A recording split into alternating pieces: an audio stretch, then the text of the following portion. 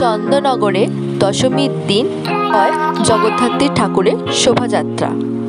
চন্দননগরের জগদ্ধাত্রী ঠাকুর যা প্রসেশন ছাড়া একদমই ইনকমপ্লিট। মা, দিদিভাই, মাসি, ভাই, বৌদি, পুচকু সবাই মিলে আমরা বসে পড়েছিলাম প্রসেশন দেখার জন্য। সকল চন্দননগরবাসী রাত জেগে চন্দননগরের এই প্রসেশন দেখেন। প্রতিটা বারোয়ারি 3টে করে লাইটিংয়ের থিম হয়, আর তার পেছনে থাকে জগদ্ধাত্রী ঠাকুর।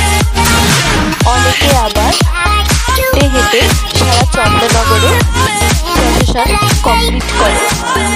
আমরা রাত্রি 1টা পর্যন্ত জেগে শোভাযাত্রা দেখেছিলাম, তো তাও হেলাপুকুরে প্রসেশন আমরা দেখতে পাইনি, কারণ সেটা সকাল 8:30টার সময় এসেছে বাগবাজারে। কিন্তু তাও আমরা খুব সুন্দর সুন্দর প্রসেশন দেখেছি। পালপাড়া, লঙ্কা, ফটকগোড়া।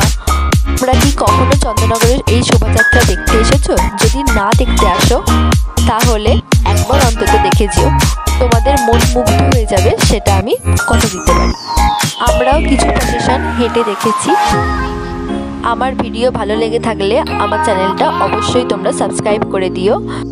আমার ভিডিওটা কেমন লাগলো সেটা আমাকে অবশ্যই জানিও। আর দেখা হবে নেক্সট কোনো ভিডিও।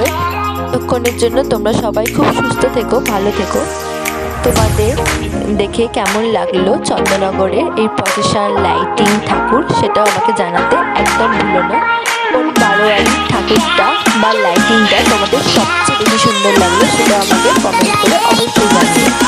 চন্দননগরে যেটা মেন সমস্যা থাকে, প্রতিবারের মতো জলের লাইন আর কারেন্টের লাইন কেটে দেওয়া হয়।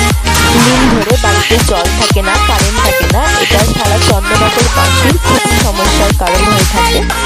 বাড়িতে প্রচুর আত্মীয় আসে। এবারে সব কারেন্টের লাইন তার নিচ দিয়ে করে দিয়েছে বলে সবাই খুব ভালোভাবে যেতে আনন্দ করতে পেরেছে। ঈদের প্ল্যানে আজকে কোনো সমস্যা হয়নি। একেবারে